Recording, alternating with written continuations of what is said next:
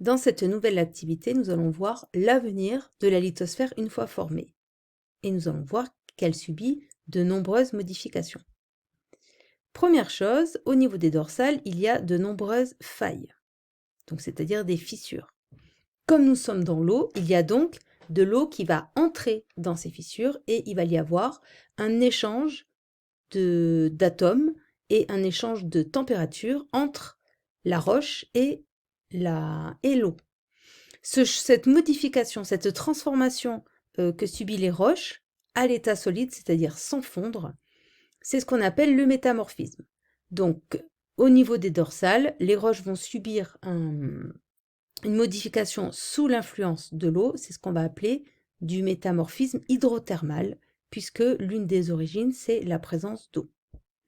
Alors, le métamorphisme, comment ça fonctionne? Donc, chaque minéraux, donc ça, c'est les minéraux qui composent les roches, ont des domaines de stabilité. C'est-à-dire, par exemple, le plagioclase, il est stable à 800 degrés pour une pression de 500 mégapascales. Par contre, à 600 degrés, il va commencer à se déstabiliser et à 200 degrés, il ne pourra pas se former. Au niveau des dorsales, il y a donc deux phénomènes qui entrent en jeu. Première chose, on s'éloigne de la dorsale, donc il va y avoir un changement de température. Et également, le contact avec l'eau va entraîner des échanges d'ions et donc des modifications des cristaux. C'est ce qui vous est résumé dans cette diapositive.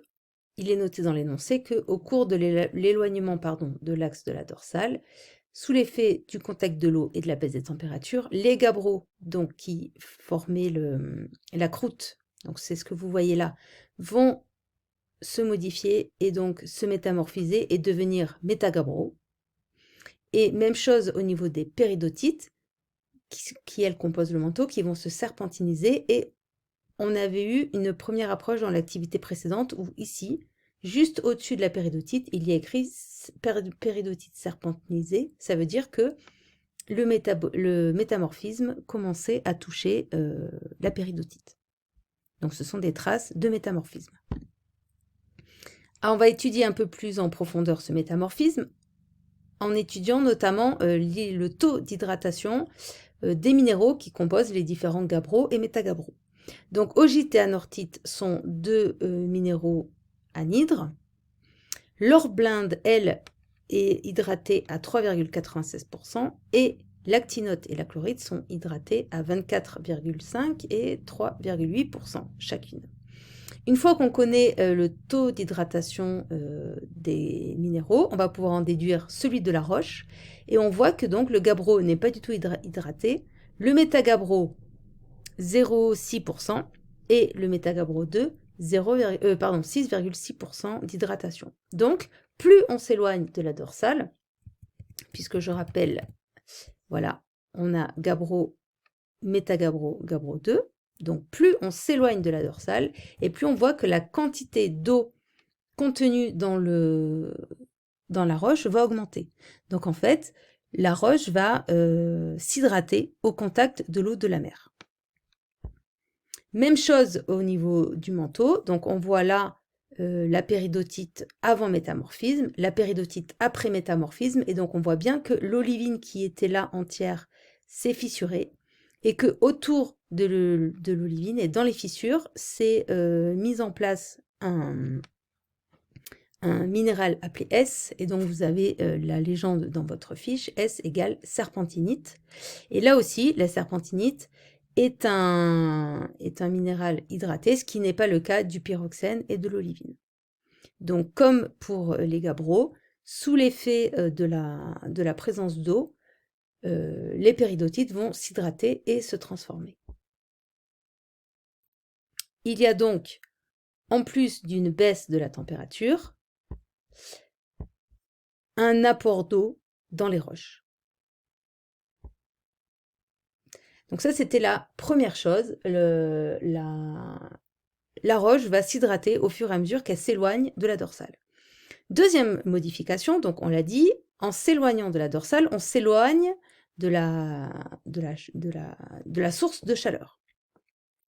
Et je rappelle que la limite lithosphère-asténosphère, donc le trait qui est là, c'est une limite de température, c'est 1300 degrés, puisque c'est à cet endroit-là que la péridotite devient rigide.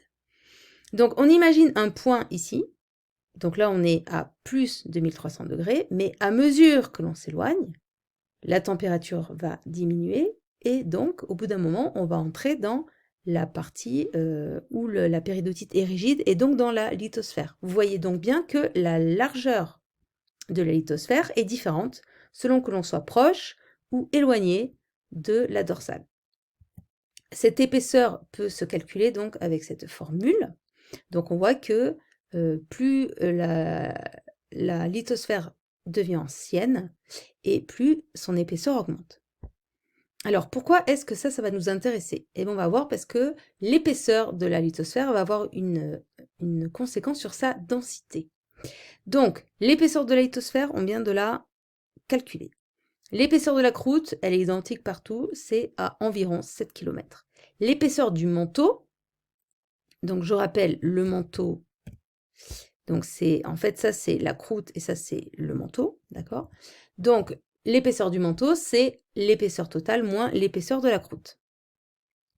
Et donc maintenant, comment est-ce qu'on va faire pour calculer la densité de la lithosphère?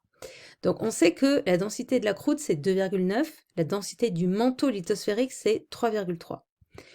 C'est donc très simple, il suffit d'additionner les deux densités, mais en les pondérant par leur épaisseur. En effet, donc, on a 7 km de croûte de densité 2,9, donc 7 fois 2,9, plus l'autre partie en dessous, donc les 2 km qui restent, où cette fois c'est du manteau lithosphérique, donc 2,2 fois 3, et on divise par l'épaisseur totale de la lithosphère, ce qui fait que à 1 million d'années, donc très proche de la dorsale, la densité est environ de 3.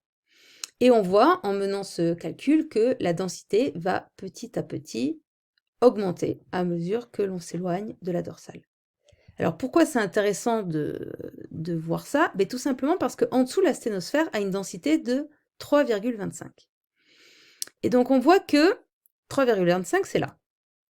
Donc avant 50 millions d'années, on est dans cette situation-là. La lithosphère est moins dense que la sténosphère, donc elle flotte, entre guillemets, au-dessus. Il n'y a pas de problème. À 50 millions d'années, on est ici, donc dans la situation numéro 2. Lithosphère et asténosphère ont exactement la même densité. Et après ce point, donc après les 50 millions d'années, la densité de la lithosphère est supérieure à la densité de la sténosphère. Donc ça veut dire que la lithosphère est entre guillemets plus lourde que la sténosphère. Elle va donc avoir tendance à s'enfoncer dans la sténosphère, qui, je le rappelle, est un matériel ductile, donc dans lequel on peut enfoncer des choses.